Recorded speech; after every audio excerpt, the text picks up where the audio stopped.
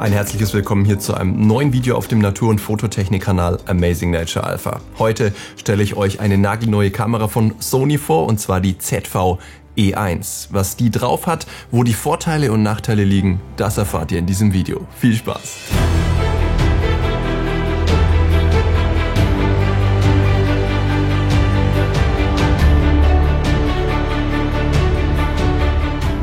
Ja, da ist sie, das neue Flaggschiff von Sony für Content Creator, Streamer und Timelapse-Spezialisten.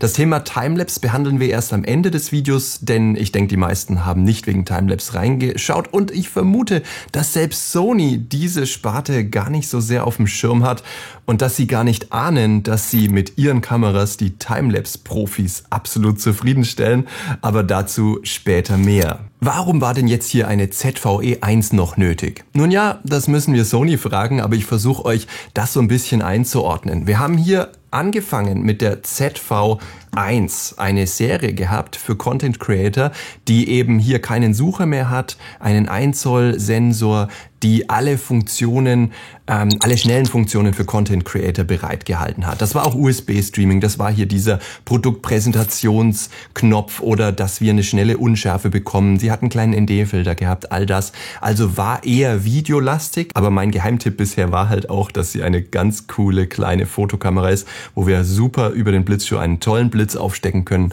und da der King bei Geburtstagsfeiern zum Beispiel sind, wenn wir schön gegen die Decke blitzen können. Also das war ZV-1, dann gab es die ZV-E10, die habe ich jetzt nicht hier, APS-C, die hat die Reihe fortgeführt. Also es ging immer darum, den Content Creator anzusprechen, der hier vielleicht im Vlogging-Style irgendwo filmen will, der ein tolles Mikrofon braucht, der ein schönes Bokeh will, deswegen dann der größere APS-C-Sensor und der eine relativ einfach bedienbare Kamera haben möchte zu einem sehr, sehr guten Preis. Denn das war die ZV-E10. Das ist der Preis-Leistungs-APS-C-Killer, mit dem wir sogar auch sehr cool fotografieren können. Ebenso. So, jetzt haben wir einen Spezialisten. Mit dem können wir nicht mehr so einfach cool fotografieren, denn wir haben jetzt hier einen Vollformatsensor mit nur 12 Megapixel. Und jeder, der schon länger im Sony-Lager ist, weiß, das ist das absolut Beste, was ihr zum Filmen verwenden könnt. Erstmalig gab es ja diesen neuen Sensor 12 Megapixel Vollformat hier in der Sony A7S III und ja, die habe ich mir natürlich sofort gekauft. Hier als Content Creator war das für mich unheimlich wichtig, zumal ich die natürlich auch für meine Profi-Timelapse verwende und dazu kommen wir ja später nochmal. Diese Kamera hat einen Sucher und ich ordne euch das später auch nochmal so ein bisschen besser ein. Wir sehen nämlich, diese Kamera hat keinen Sucher. Aber zu den Specs 12 Megapixel auf einem Vollformatsensor verspricht absolut krasser Dynamikumfang beim Filmen, den es sonst nicht gibt. Außer bei den anderen 12 Megapixel Vollformatmodellen von Sony, die FX3 zum Beispiel oder die A7S III zum Beispiel. Und jetzt aber auch die ZV-E1. Ja, also damit einhergehend sind natürlich 4K 30, 4K 60 und jetzt schon mal vorneweg released hier. Im Sommer soll noch ein Update kommen, dass sie auch 4K 120 kann. Neu ist natürlich jetzt bahnbrechend die neue Motiverkennung von der A7R5, die wir dort kennengelernt haben. Das heißt, wir erkennen nicht nur Menschen, Tiere, also Katzen, Hunde, Vögel, Reptilien, Amphibien, das alles erkennt die Kamera jetzt relativ gut, sondern wir erkennen auch Flugzeuge, Züge, Autos in der automatischen Erkennung. Also all das ist hier reingekommen. Wir haben einen neuen Stabilisator-Modus bekommen. Ihr kennt das, zuerst hat die Kamera immer nur Standard stabilisiert. Dann gab es plötzlich hier in der ZV-1 den Active-Stabilisator, der dann schon reingekroppt hat so ein bisschen und die umliegenden Pixel verwendet hat, um das Ganze noch weicher werden zu lassen. Das ist natürlich besonders wichtig, wenn man sich halt so filmt, ja, dass man halt auch schön weich stabilisiert wird. Und jetzt kroppen sie noch mal weiter rein und haben jetzt den Dynamic Active Stabilisator, der auch die Rollachse mit stabilisiert. Schauen wir uns später an. Wir haben wieder das tolle Mikrofon oben drauf, selbstverständlich. Wir haben hier eine Zoom-Wippe, wir haben hier ein gut sichtbares Tellylight, also ein rotes Licht, was eben mir von hinten sagt, ja, ich filme gerade, natürlich auch über das Display gut zu sehen, aber auch wenn ich mich selber filme, ist es gut von vorne zu erkennen, dass ich gerade die Aufnahme gestartet habe. Wir haben ein absolut wahnsinnig kleines Gehäuse, was vergleichbar ist mit der A7C. Ich glaube, es ist sogar noch mal ein paar Millimeter kleiner. Ich habe die Maße jetzt nicht mehr ganz im Kopf, spielt aber auch nicht so die Rolle. Aber ihr seht schon, das ist eine Vollformatkamera und das ist richtig, richtig klein, ja. Und ihr seht schon, was das eben zur Folge hat. Ich kann die hier problemlos jetzt so auf der Hand balancieren. Habe hier meinen Daumen an der Zoom-Wippe sofort, wenn ich ein Power-Zoom-Objektiv dran habe von Sony. Ich habe hier oben jetzt eine kleine Zoom-Wippe und wir können natürlich auch den Zoom auf Knöpfe belegen. Und das hat halt auch den coolen Vorteil, dass ich 3 verschiedene Zoom-Geschwindigkeiten programmieren kann. Das heißt, ich kann der Kamera sagen, wenn ich hiermit zoome, möchte ich schnell zoomen. Wenn ich hier über diese Wippe zoome, soll sie langsam zoomen. All das ist frei konfigurierbar und absolut cool. Über die neue Stabi-Funktion zieht noch eine weitere coole Funktion in die Kamera ein, die vor allem die Streamer wahrscheinlich so eher interessiert. Und zwar ist das, dass ich eine Person autorahmen kann. Also das heißt, ich setze sie als Center, ich tippe mit meinem Finger kurz die Person an. Das heißt, sie wird in eine mittlere Position eingefroren. Und egal, ob ich jetzt einen Schritt nach links oder rechts mache, ich werde immer in der Mitte des Bildes gehalten, eben über diese intelligente Crop-Funktion. Denn jetzt seht ihr, dass Marion überhaupt nicht mehr aus dem Bild rauslaufen kann. Durch diesen überflüssigen Crop seht ihr, ich schwenke überhaupt nicht. Ich halte die Kamera ganz geradeaus und trotzdem seht ihr, wie schön sie hier hin und her schwenkt. Die Empfindlichkeit und Geschwindigkeit kann man übrigens auch noch einstellen. Dieses Material, also auch diese dynamische Stabilisierung, aber auch diese Center-Crop-Geschichten, die werden zwar in UHD ausgegeben, aber jeder, der so ein bisschen nachdenkt, weiß natürlich, dass es hier um eine Polierung der Daten gehen muss, weil wir verlassen ja irgendwo diesen 4K-Sensor, also den UHD-Bereich, in dem wir so stark reinkroppen. Und hier kommt halt wieder Sonys Stärke zum Tragen mit diesem Clear Image Zoom. Ja, wir haben ja hier bei Sony schon über Jahre eine Zoom-Funktion, die die Pixel so intelligent interpoliert, dass es nicht einfach nur ein digitaler Crop ist, sondern dass die Auflösung wieder nach oben gerechnet wird und das Ganze wirklich viel, viel besser aussieht, als würden wir es jetzt einfach nur in der Software später digital croppen.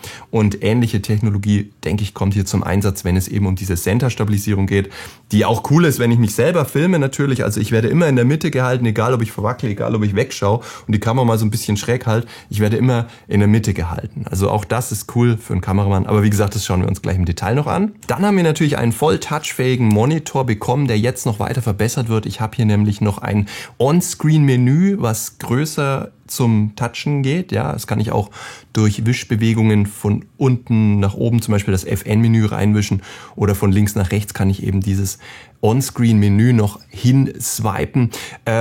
Muss man mal sehen in der Praxis, wie oft man das verwendet. Aber ich denke, das ist halt auch gerade für den Einstieg der Filmer, die vielleicht, nehmen zum Beispiel Domino Kati mit ihren, keine Ahnung, Rossmann-Shampoos oder was sie da vertreibt, die kommt halt nicht aus dem Video- und Fotobusiness, die verkauft halt was ganz anderes, will aber trotzdem Content produzieren. Für solche ist natürlich gerade hier die Stärke zu sehen von diesen ZV-Kameras, weil sie leicht zu bedienen sind und sämtliche Profifunktionen mit an Bord haben. Übrigens 4K 60 ohne Crop. Wie es dann mit 4K 120 aussieht, weiß ich nicht. Ich glaube, ich habe gehört, es ist auch ohne Crop. Das ist schon mal sehr, sehr cool. Inwieweit das überhitzt, dazu kommen wir dann gleich noch. Aber wie gesagt, erste wichtige Information, 4K, übrigens natürlich 10-Bit 422 bis zu 600 Mbit, ist hier möglich, kein Problem. Also direkt eigentlich die gleichen Einstellungen, die wir hier bei der Sony A7S III haben, die ja mal oder immer noch 4200 UVP kostet. Neu ist auch ein Cine-Vlog-Modus. Das bedeutet, das spricht eben das ähnliche Klientel an. Also uns Profis spricht das nicht so an, weil wir sagen, ich grade mein Zeug später selber, wie ich das will. Aber hier soll es halt auch gerade für die Streamer drum gehen, dass sie das direkt so rausfetzen aus dem Gehäuse. Also dass sie praktisch, weil das Video wird ja dann nicht mehr bearbeitet. Gerade Livestreams sind hier sehr, sehr praktisch und wichtig, immer mit im Hinterkopf zu haben bei diesen Funktionen, mit diesem Autorahmen. Da könnte man ja zum Beispiel sagen, das kann ich ja später in der Post auch machen, indem ich halt einen digitalen Crop mache und die Position neu positioniere. Aber da fehlt uns halt gerade diese Clear-Image-Technologie, die Sony hier im Body halt drin hat. Und eben, wir dürfen nicht vergessen, dass es halt häufig auch um Livestreams geht, dass es halt direkt so rausgeschleift wird, ohne dass wir nochmal in die Software gehen. Das ist halt so auch einer der Punkte. Und deswegen jetzt auch halt cool dieser Cine-Vlog-Modus. Da können wir verschiedene Looks einstellen und bis zu 4 Moods. Das heißt, ich kann entweder einen Auto-Mood einstellen, entweder einen goldenen, einen etwas kühlen Ocean oder einen etwas grünen, ja, so dass wir direkt, und wir sehen auch, das Bild wird sofort oben 2,35:1 beschnitten. Es ist dann kein 16:9 Format mehr, so dass wir praktisch mit einem Knopfdruck gleich einen coolen Cine-Look haben, ja, der eben die ganze Stärke von S-Cinetone, was Sony in den letzten Jahren rausgebracht hat, PP11, aber natürlich auch S-Log 3, all das versteht sich von selber, kann dieses Gerät natürlich, ja. Also es ist, wie gesagt, eine Baby A7S III. Das war ja auch die Gerüchteküche, die hat ja immer gesagt, ja, kommt jetzt die Baby A7S III? Ich würde sagen, ja, das ist die Baby A7S III. Aber Moment, war da nicht was? Eine Vollformat-Filmkamera mit 12 Megapixel, hat es das nicht kürzlich erst von Sony gegeben? Kürzlich nicht ganz, ich glaube vor 1-2 Jahren, die FX3, ganz richtig. Auch dazu treffe ich später eine Abgrenzung, damit ihr das so ein bisschen einordnen könnt. Ist das jetzt eine FX3 für Arme oder was soll das unter dem Strich dann sein? Ja, also warum bringt Sony jetzt nochmal eine identische FX3 raus? Diese Frage klären wir auch nochmal später. Dass wir das so ein bisschen einordnen, was soll denn die ZV-E1 jetzt eigentlich, wenn es die FX3 auch gibt? Ansonsten hat dieses Teil hier ein Kunststoffgehäuse. Wir haben hier sehr cool die Klappen angeordnet und zwar sehr intelligent überdacht. Wir haben hier eben einen Mikrofoneingang, einen Kopfhörerausgang, einen kleinen HDMI zum Rausschleifen vom Material, übrigens kein RAW-Output. Dann USB-C für das schnelle Laden auch geeignet und eine UHS-2 SD-Karte. Und das Coole dabei ist, diese Klappen sind so angeordnet, dass wenn ich den Monitor ausklappe, dass ich hier den komplett rumdrehen kann, ohne dass eine der Klappen hier oben und unten stört. Das ist sehr, sehr cool gemacht. Wir haben, wie gesagt, hier vorne das schöne Telelight. Wir haben schön erreichbar die Aufnahmetaste, also nicht wie früher bei den APS-C-Modellen, wo die hier in der Kerbe ist. Ich habe immer noch die A6600 und das ist schon cool. Ich war damit jetzt mit Marin unterwegs. Marin hat die A6600 gehabt zum Filmen, ich die. Haben wir ein bisschen hin und her gewechselt. Und das ist halt einfach so cool, wenn ich hier drücke, dann auch von hier finde ich halt sofort, wo ich drücken muss, dass ich die Aufnahme starte. Und bei der A6600 ist das halt hier so ein Gefummel und dann muss man fühlen, wo der Knopf ist. Also das hat sich halt wirklich sehr, sehr cool verändert. Ansonsten sehr aufgeräumt, sehr schlicht. 2 Scrollräder, einmal für Blende oder Zeit jeweils. Dann ISO ist dann über Knopfdruck erreichbar. Ansonsten relativ schlank hier. Wenige Knöpfe, muss man sagen. Also kein Joystick und es fehlt natürlich auch klassisch für die ZV-Serie hier dieses Moduswahlrad. Wir haben hier nur den Modus Foto, Video und S&Q und wenn ich dann natürlich auf manuellen Modus Zeitpriorität oder Blendenpriorität oder den automatischen Modus gehen möchte, dann muss ich das natürlich über Knöpfe im FN-Menü machen. Wir haben natürlich das neueste Menü an Bord, das versteht sich alles von selber und wir haben hier den großen Sony Z-Akku drin. Das, was die Kamera halt absolut krass macht, sind natürlich gerade diese 12 Megapixel auf einem Vollformat-Sensor. Hiermit können wir von ISO 40 bis ISO 409.000 gehen. 409.000 würde ich euch natürlich jetzt nicht mehr empfehlen, braucht aber kein Mensch, ja, muss man halt auch mal dazu sagen. So, wir sind jetzt hier an einem meiner Lieblingsspots im Tiergarten Nürnberg, nämlich dem Manati-Haus. Und ich habe euch ganz bewusst hier mit hingenommen, denn einmal ist es hier sehr, sehr dunkel.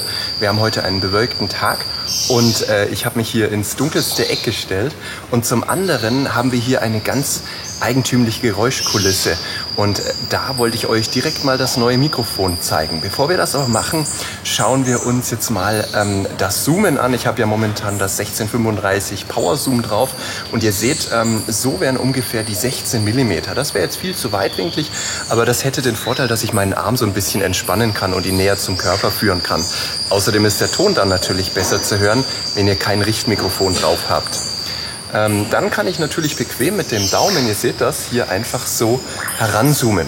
Und Die Hauptstärke der Kamera, 12 Megapixel auf einen Vollformatsensor, das bedeutet halt letzten Endes, dass wir gerade so gut wie kein Rauschen haben. Ich habe hier einen wirklich dunklen Ort. Ich habe die Kamera auch etwas dunkler eingestellt, absichtlich für euch, damit ihr jetzt halt seht, wie das Rauschverhalten ist. Und ich habe eine ISO von 5000 eingestellt. Wir könnten problemlos auf eine ISO 12800 gehen und ihr würdet kein Rauschen bemerken. Und das ist die Hauptstärke dieser Vollformatkamera mit 12 Megapixel, dass wir halt einfach kein Rauschen haben bei fast allen Filmaufgaben. Ja.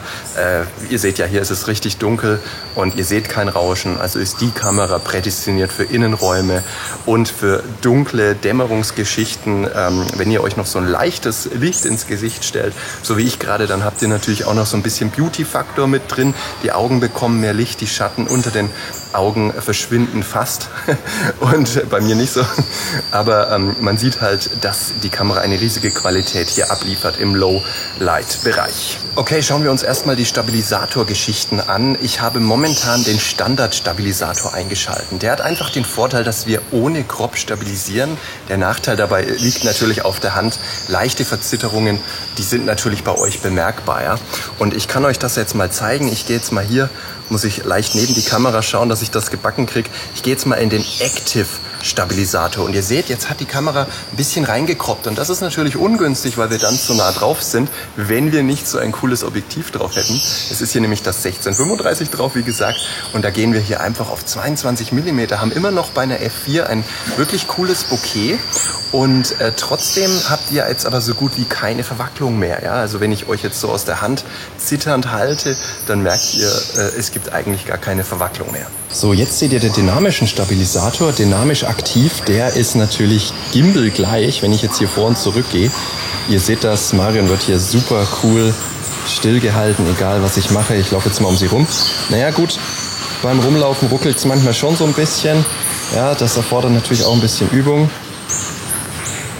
Ja, ihr seht, das ist auf jeden Fall nochmal eine Nummer stärker stabilisiert als der normale Active, den wir hier haben. Ja, jetzt seht ihr ISO 12800, das ist wirklich jenseits der Gefühle, mit denen wir sonst filmen.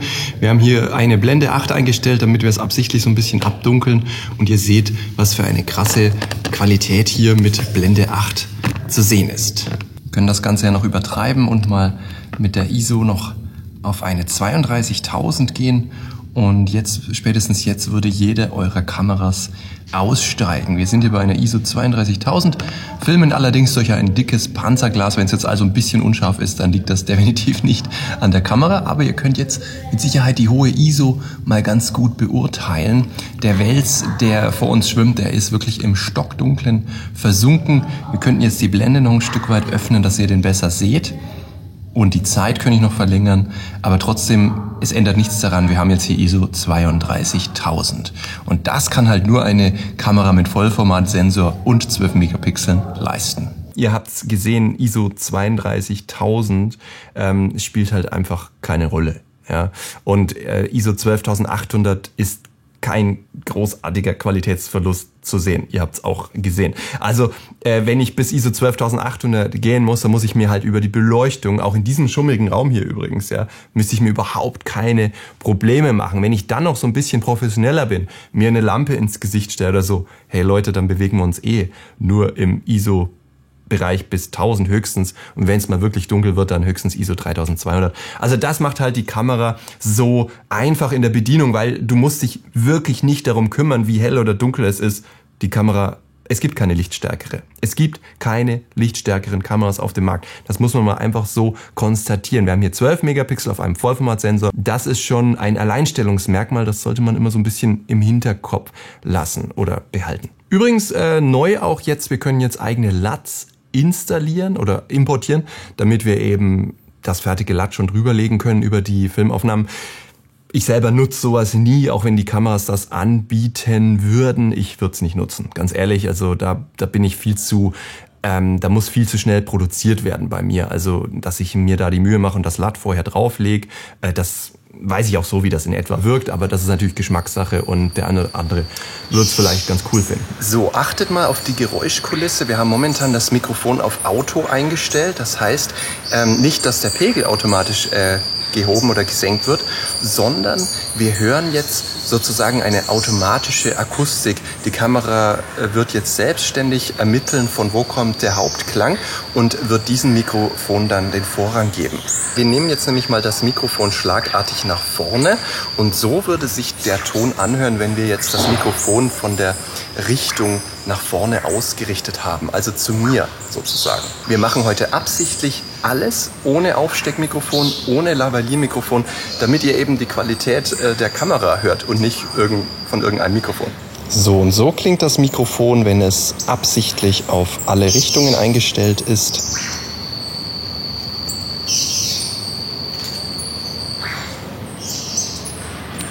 Und dass wir das Mikrofon auch nach hinten einstellen können, ist natürlich besonders praktisch, wenn ihr nach vorne filmt. Ja, ihr seht, ich halte jetzt die Kamera einhändig und filme hier einfach nach vorne. Und das hat natürlich den Vorteil, dass wir eben die Sprache von hinten mit aufnehmen können.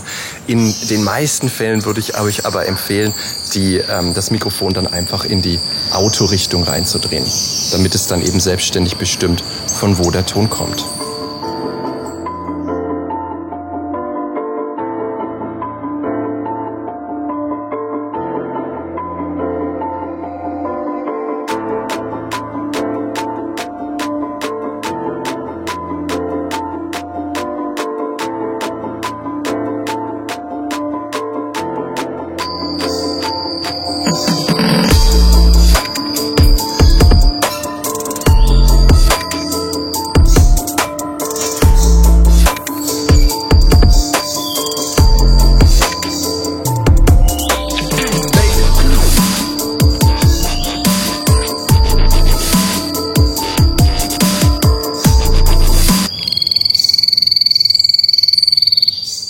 So, was ihr jetzt seht, ist der aktive Stabilisator, nicht auf der höchsten Stufe, aber auf der darunter.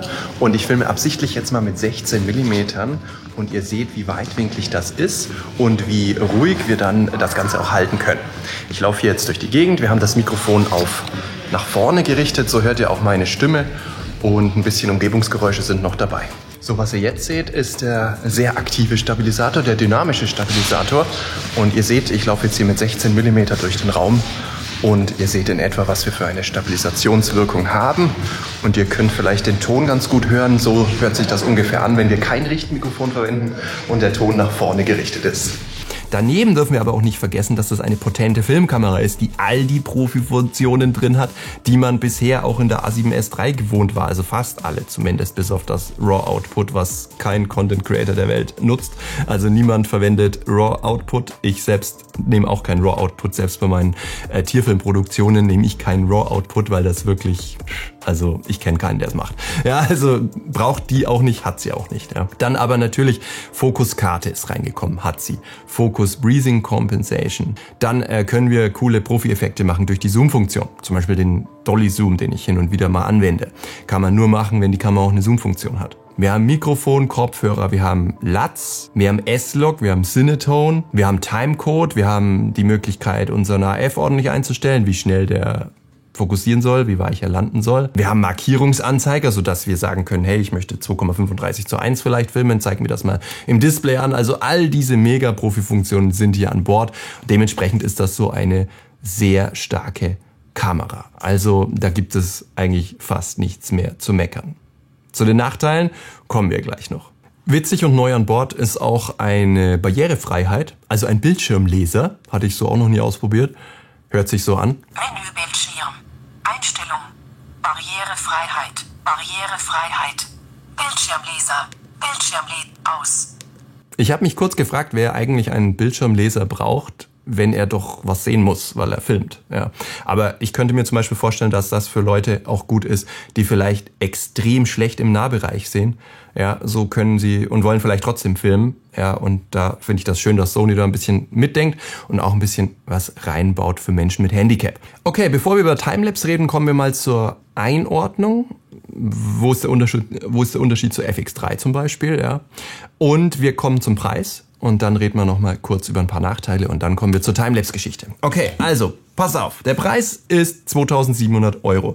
Das ist erstmal sehr, sehr viel. Das ist erstmal ein sehr großer Schritt zur Sony ZV-E10, die ja auch von Sony verkauft wurde mit dem Hinweis, hey, ihr habt einen APS-C-Sensor drin, der ist lichtstärker, ihr habt ein tolles Bokeh. Die Kamera kostet nur 699 € oder so und ist natürlich wow. Ja? Also sie ist auch super leicht, leichter wie die, gerade halt durch die Objektive. Hier brauchen wir Vollformatobjektive, die machen das Ganze natürlich schon etwas schwer, wenn wir das so halten. Das ist natürlich, wenn ihr die Sony ZV-E10 habt, nicht so verkehrt. Die kann ja auch sehr viel, nur ist sie nicht ganz so lichtstark. Also erstmal ein riesiger Schritt zur Sony ZV-E10 APS-C.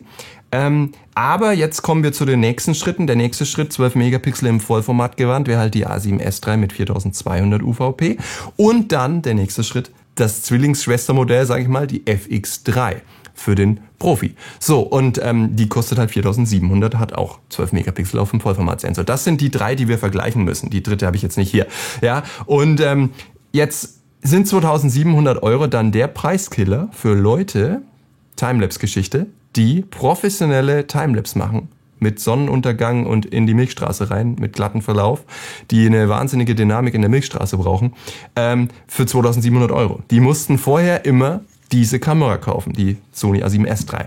Das ist natürlich jetzt sehr, sehr cool. Dementsprechend mein heißer Tipp für alle Timelapse-Spezialisten, diese Kamera zu kaufen. Was ist der Unterschied zur FX3, die ja erstmal das Gleiche kann? Heißt ja auch Filmkamera, Content Creator und Vollformat 12 Megapixel. Ja.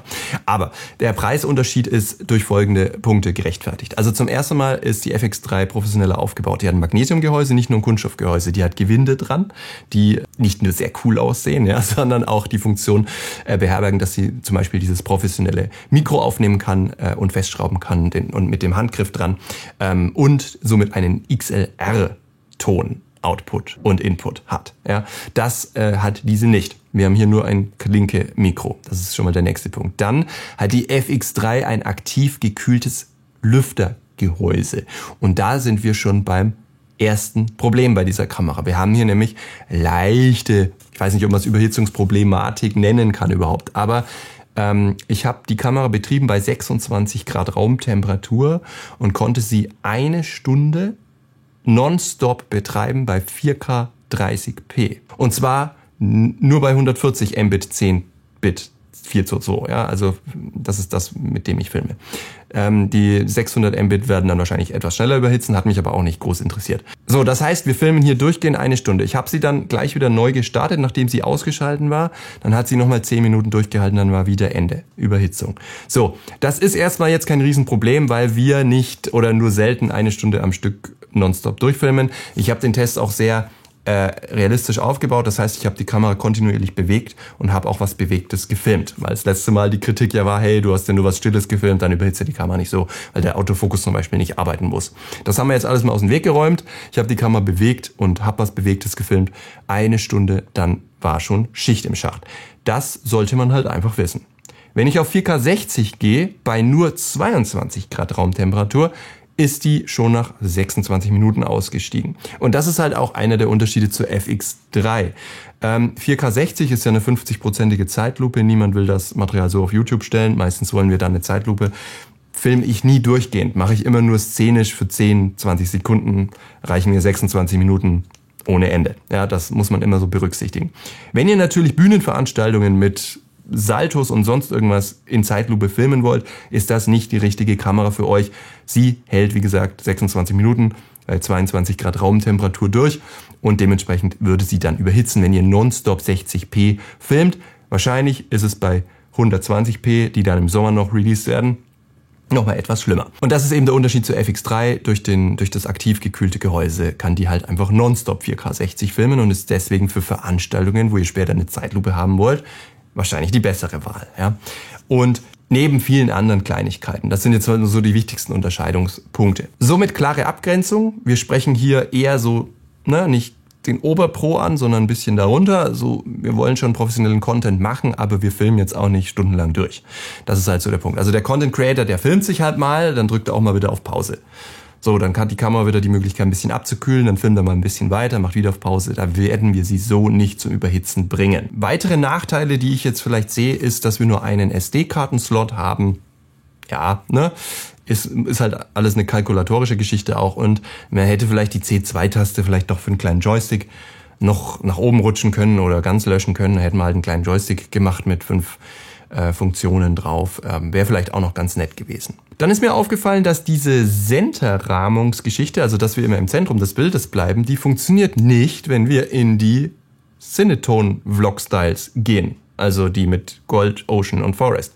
Da geht die Center-Rahmung nicht, warum auch immer, finde ich ein bisschen schade. Das ist auch noch so einer der Nachteile, die ich rausgefunden habe. Wen es interessiert, sie hat keinen RAW-Output. Und mir ist noch aufgefallen, dass diese neue Stabilisierungsgeschichte zwar sehr gut funktioniert, wenn wir gerade auslaufen, aber nach wie vor ist es so, dass wenn wir so einen Schwenk machen oder die Person so umrunden mit der Kamera, dass es trotzdem immer noch mal so einen Ruckler gibt, der das ausgleicht.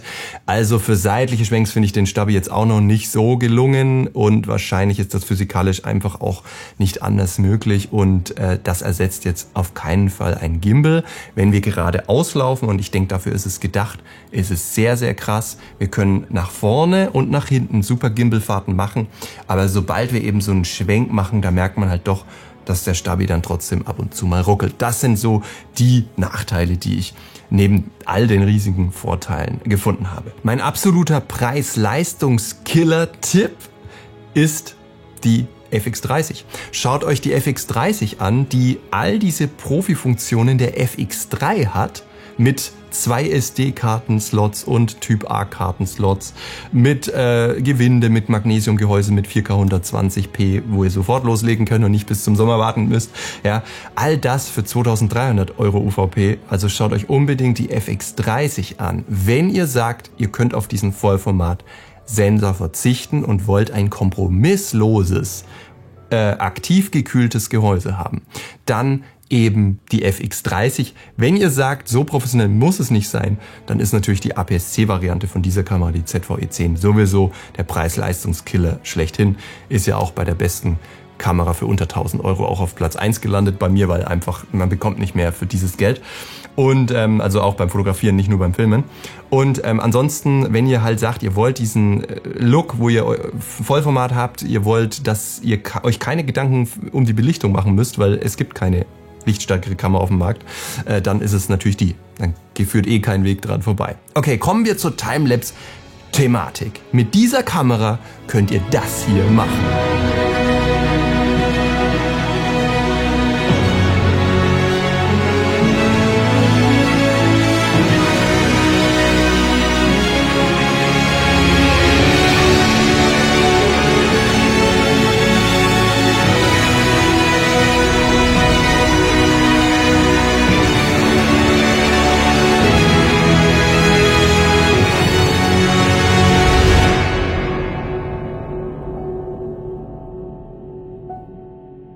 Professionelle Timelapse mit Belichtungsramping vom Tag in die Nacht und umgekehrt ist hiermit überhaupt kein Problem. Ich habe es getestet, sie ist nicht verbuggt, so wie die A7 III früher, dass sie nur bis ISO 400 ist und dann macht sie Schluss im automatischen Intervall. Wir haben hier eine Timelapse-Funktion an Bord, die alle Wünsche erfüllt, wenn ihr gerade sehr professionelle Timelapse mit Belichtungsramping machen wollt. Ich bin mir gar nicht sicher, ob Sony das überhaupt auf dem Schirm hat, dass sie hier Timelapse-Monster bauen. Ich selber habe darüber ja mein dezidiertes Video gemacht, das kann ich euch am Ende nochmal verlinken, denn dort erkläre ich meinen Workflow, wie ihr professionelle Timelapse-Geschichten machen könnt. Und ich habe es getestet, auch diese Kamera ist mit der ISO offen, das heißt, sie regelt nicht irgendwann ab 400 ab. Das heißt, wir können vom Tag in die Nacht Ramping betreiben und das funktioniert natürlich mit der A7S III perfekt. Nun aber preislich wesentlich attraktiver. Wenn ihr mal einsteigen wollt in professionelle Timelapse, ist natürlich diese Kamera die erste Wahl. Die hat denselben Akku drin. Sie überhitzt bei Fotos sowieso nicht. Ja. Sie hat die gleichen Profi-Funktionen mit Timelapse wie diese Kamera. Sie hat den gleichen Sensor und von daher ist sie prädestiniert für perfektes Milchstraßen-Ramping bis in den Sonnenaufgang. Ja. Und ihr seht eben alle Details bis 4K. So. Mir hat's gefallen, euch das mal vorzustellen. Checkt unten die Links mal aus. Ich habe euch unten alles rein verlinkt. Also auch die Kamera, wenn sie jetzt dann lieferbar ist und aber auch alle anderen ZV-Modelle. Die FX30, sehr heißer Kandidat hier, günstiger wie diese und dann halt sehr professionell, aber APS-C und natürlich die A7S III. Vielen Dank, dass ihr bis jetzt dran geblieben seid. Ich wünsche euch eine schöne Zeit und bis zum nächsten Mal wieder. Tschüss.